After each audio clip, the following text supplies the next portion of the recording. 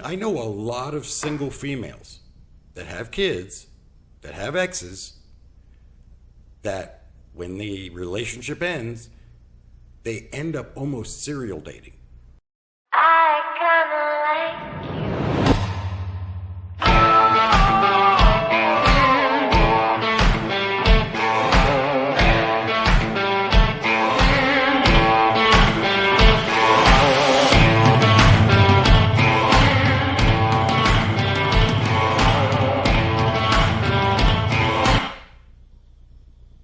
Hey everybody,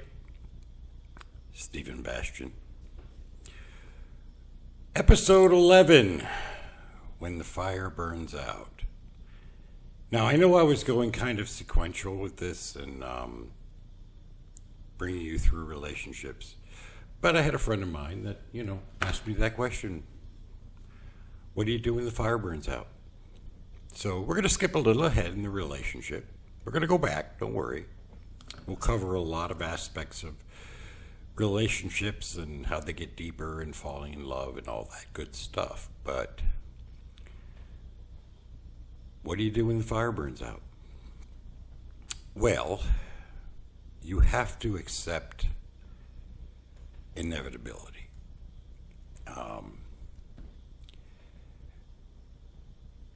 But I'm not talking about the end of the relationship. What about when the fire burns out before the relationship ends? Like you're in a relationship or you're married or whatever, and hey Amy, and you know that it's over. Like there's no passion left, there's no fire, there's no spark. You have two choices. You can end it, or you could try to rekindle that spark.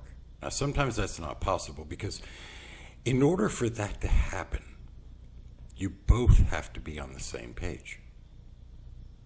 I had said in an earlier episode that people are not going to change unless they want to. If you put them in a situation where they're afraid of loss, like let's say you're in a relationship, you've been in a relationship for years, and you decide one day, I'm done. I'm just done. But there's that lingering feeling in the back of your mind that, did I do enough? Did I try hard enough?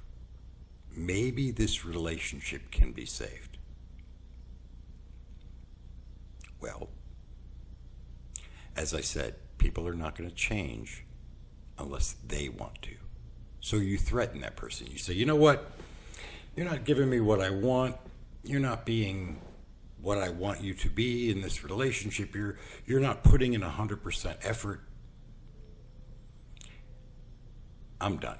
I'm leaving you. Now, that person is going to react with either tears and no, please don't, please, I'm sorry, I'll do whatever it takes. Or they're done too, and they're going to say, fine, whatever, I'll pack my shit. Let's take the first scenario. Let's suppose that you threaten them, I'm out, I'm done, we're done, I'm leaving you. Relationship's over, breaking up with you, or I'm divorcing you if you're married. And that person's reaction is, please don't, no, please, please don't, please, I'll do anything. They're not changing for them. They will try to change for you.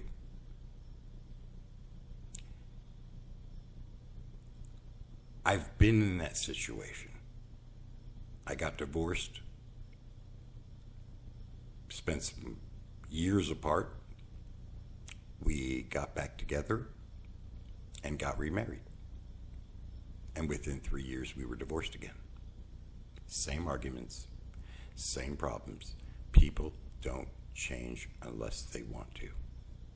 Now, that person will promise you the moon. I promise this time I'll change. I promise this time it's going to be different. I promise. And for 6 months, maybe even as much as a year, yeah, it will be. But at the end of the day, people are people. And they're going to be what they are. People, human beings are creatures of habit. And if that's the person that he or she is, then that's the person that they're going to be until they want to change for themselves. I mean, is it impossible? No. But it's unlikely. So you're left with another alternative. Ending it. Now, if you have children, that complicates things immensely. You can't just walk away clean. You can't. Some people do, but you're not supposed to.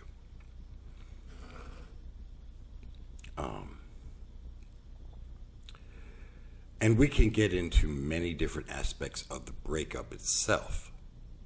But the question I was asked is, what do you do when the fire burns out? Like I said, you got two choices. You can either fix it or walk away from it. But understand, if you fix it, you're probably going to be the one that compromises. If you're putting 100% into the relationship and that person's only putting 50, you've got to compensate for what they're not putting in. You're going to have to tolerate not getting what you want.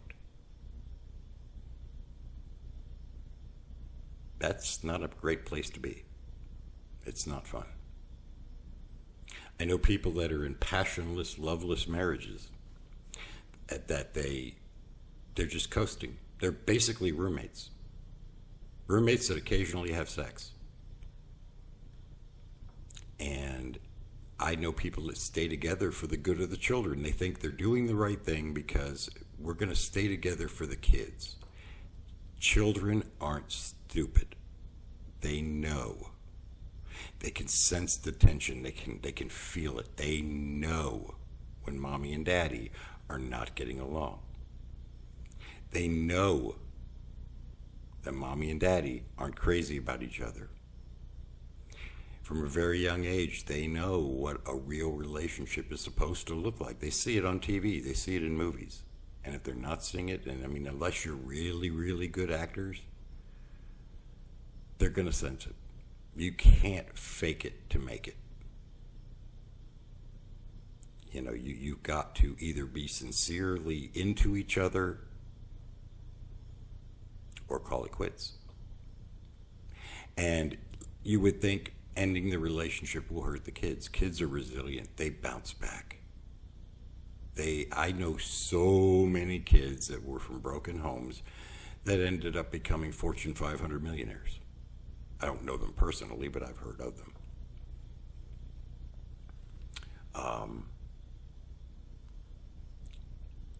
If you're in that situation, staying together for the children is just a bad idea.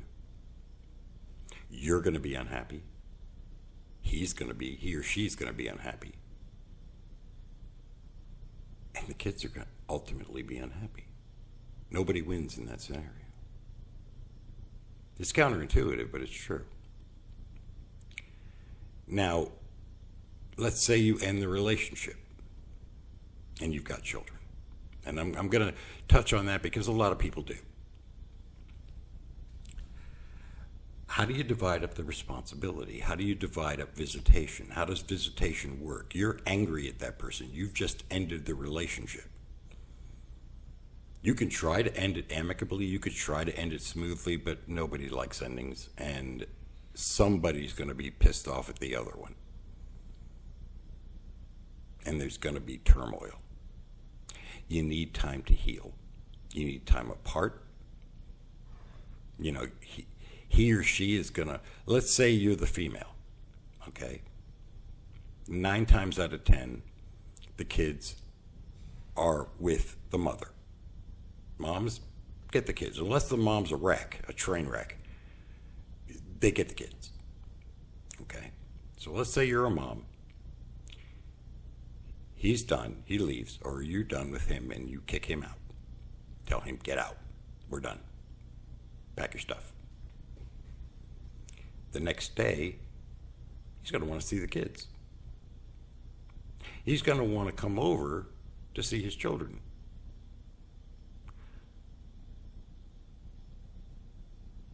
There are great dads in this world. I'm not going to lie. I'm one of them. I'd like to say, I'd like to think that.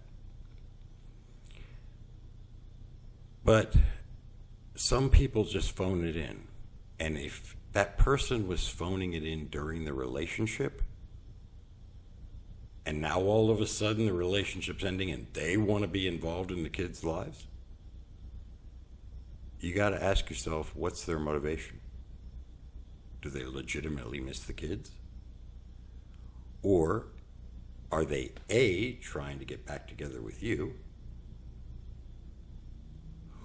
or B, trying to make sure you're not seeing anyone else? If you're a mom and you're recently separated and your ex is coming over to see the kids every day at 8 o'clock, every night at 8 o'clock, he knows in his mind that if you're home at 8 o'clock, you're not out with someone else. I know because I was that guy. When me and my ex split up the first time, suddenly I became super dad. I had to see the kids all the time. And it was my best friend Peter who reminded me. He said, "You're not there to see the kids." I said, "Yeah, I am." He said, "No. You're there to make sure she's not seeing someone else." It's kind of like cock blocking, basically.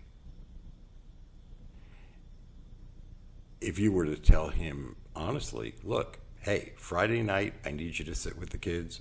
I've got a date. I'm going out. I've got a date. I'm going out Friday night. I need you to sit with the kids. He's going to be like, well, what time are you going out? He's coming over to pick me up at 8 o'clock. I need you there by 9. He's going to be there at 8. You know why he's going to be there at 8? I know because I did it. He's going to be there at 8 because if he arrives at 9, that gave you an hour to spend with whoever that guy is. He ain't having that. He's going to make sure that whoever you're dating sees him and knows that he's their father, he's your ex, and he's around. Now, why would someone do that? The reason for that is because human beings are territorial. We constantly mark our territory. We don't pee on things like animals, but we do mark our territory. We are territorial by nature. Look at all the wars we've had over land. We're very territorial. And that maneuver is basically marking his territory. It's letting that new guy in her life know that I'm around constantly. He's gonna, and he'll be your best friend. Oh, when he walks through that door, hey honey, how have you been? How was work? How was school? How was your week? Good to see you. Big hug. To throw the other guy's game off. The other guy's gonna be like, the hell is this? Are they getting back together? In order to make your rival insecure. That's why they do it. To let him know. And 9 times out of 10, I know a lot of single females that have kids, that have exes, that when the relationship ends, they end up almost serial dating. Guy after guy after guy after guy. They're not sluts, for lack of a better word. They're not promiscuous. The problem is the ex. He's always around. He's always interfering. He's always marking his territory. And the guys that she's dating are like, I don't need this kind of drama. I don't need a rival. Obviously dad's really involved. I don't want any part of that. Because new relationships, you didn't sign up for that. Hell no. There's plenty of girls you could date that don't have that kind of drama. Now, there are many women that I greatly respect, that I know personally, I won't call them out, but I know them and I respect them, that have said and mean it, that nobody they date is going to meet their children until they're ready. And it may take years. That's a good thing. Because what that will do is that will enable you to not have to deal with that drama in front of your new boyfriend or whatever, or new date, person you're dating.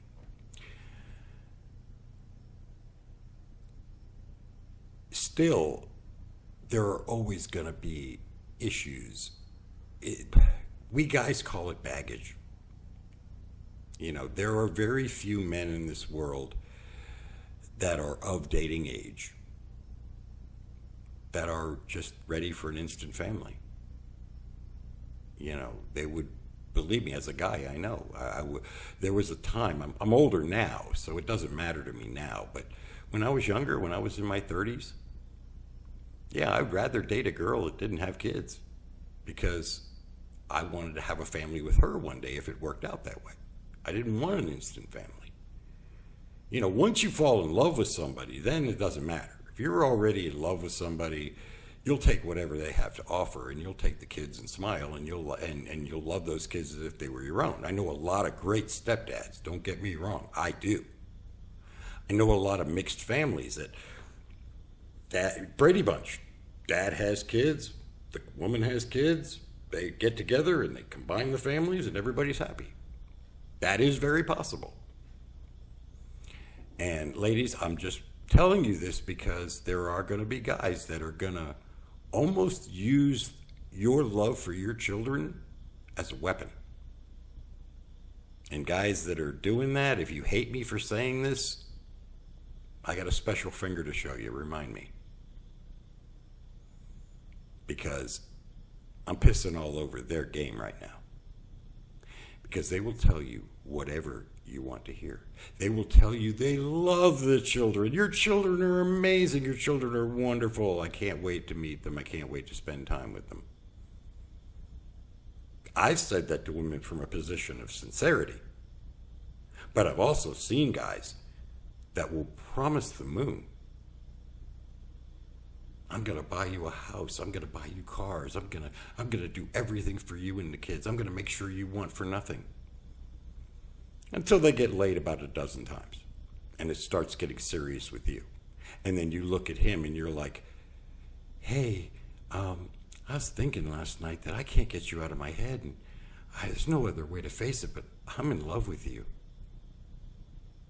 And that's when he goes, I love you too, yeah. Listen, and that's it. He got his. He'll ride the rocket as long as he can. You know, they called them MILFs for a reason, and I touched on that in an earlier show too. So you got to be careful. You got to be on your guard. You got to weed through the BS. And that's what I was saying in an earlier show, that, you know, they say there's a 3-date rule and then you have sex. Yeah, maybe.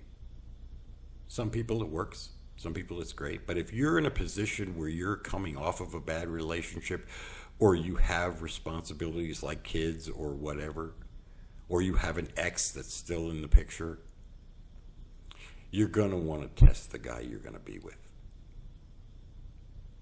Make him wait.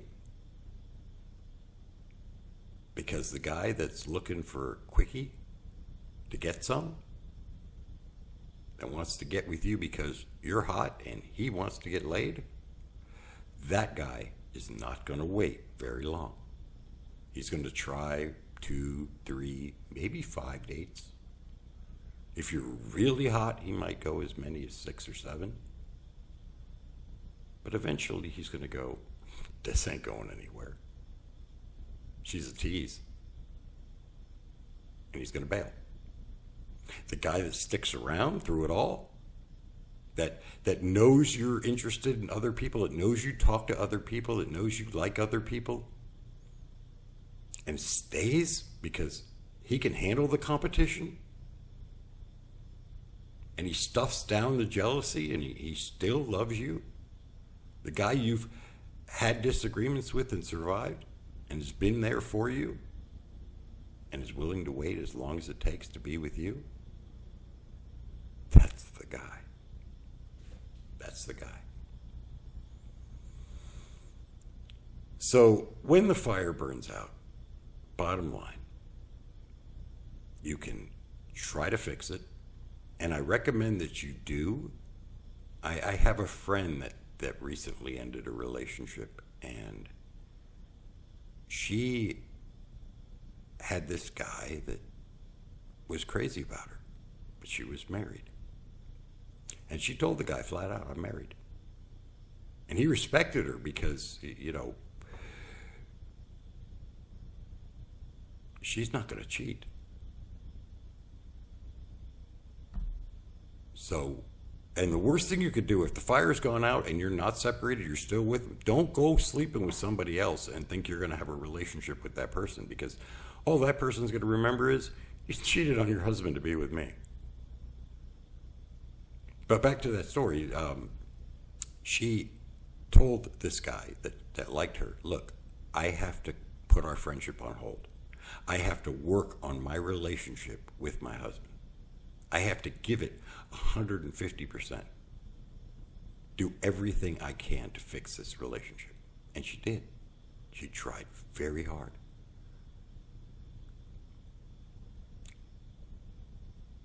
He wasn't willing to change. He wasn't willing to give her what she needed and she wanted. And the arguments got worse, and the fights got worse, and the lies. And she had to end it. But she walked away from it with her head held high because she did everything she could to fix it. She did everything she could to make her marriage work. Because it was important to her that she do that. So that she knows. And now that she's walked away, she can be proud. And I'm very proud of her because she did everything she could. She told me she felt like a failure. She said, I feel like maybe I'm not good enough, or she had her self-image, as we were talking about the other day, plummeted. It does. That's normal in the end of a relationship. You're gonna wonder, did I do everything I was supposed to do? Did I try hard enough? Did I make it work? Could I have done more? Could I have tried a little harder? She doesn't have to worry about that. She did everything she could. She sacrificed. And she made it work to the best of her ability, and it failed. Not because of her, because of him. We talked about in dating, imbalance. When one person loves somebody and the other person just isn't there yet, that also works in a marriage. If your marriage, if your relationship is imbalanced, if you're giving 100% to that other person and they're not putting in the same, they're not meeting you halfway, it's going to fail. Imbalance does not work. Only balance works. It has to be equal. Now, it's never going to be perfect. You're going to have bad days. I don't want somebody sitting there thinking, oh man, I mean, I do all this stuff for her, and what does she do for me? It's not a matter of that. If you love somebody, you're going to do, if you're in love with somebody, you're going to do everything for that person. You're going to be their love. I mean, when you're in love with somebody, there isn't anything you wouldn't do to make that other person smile, to make that other person happy. And when they're sad, you're sad. But when that love isn't there, it's a house of cards, and it's easily knocked down. And it's not your fault, because you did everything you could do. And if you didn't, and the relationship can be saved, if you're the person that's not putting in 100%. If all you've heard is complaints, well, you never cuddle anymore, and you never kiss me anymore, and you're always out with the guys, or you're always out with the girls, or you're always doing this, and you're always playing video games, or blah, blah, blah, and you never pay attention to me. If you're hearing that on more than one occasion, take the hint and make that change for yourself. You may not be able to salvage the relationship you're in, but if you change who you are, your next one will be even better. Because you learn from your mistakes. You learn from failure. Failure is the greatest teacher. And failure is only a failure when you don't learn anything from it. It's wasted. And that is true failure. As long as you learn something from it, and whether that's I've learned what I don't want in a relationship or I've learned what I do, you learn something.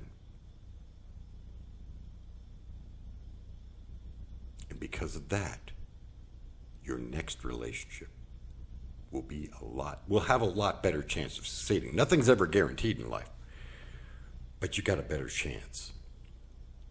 If you like this episode, and you want to explore more into the aftermath of a breakup, like the relationship's over, it's over, what do I do now kind of thing, and stuff like that. We can go deep into that if you want to, or I can circle back to the beginning of a relationship on my next episode. So let me know in comments what you want to do. I wish there were more people on that would ask me questions. I'd love to take interactive questions, because if you had a question about, what do I do if, what do I do when he says this? What do I do when she says that? I'd love to answer that. So I want this show to eventually become very, very interactive, where I'm answering questions as fast as they're coming up. Right now I'm just basically pontificating because I don't have any interaction on this show. We'll get there. Like a new relationship, it takes time to grow. Anyway, I'm Stephen Bastian. Be good to each other.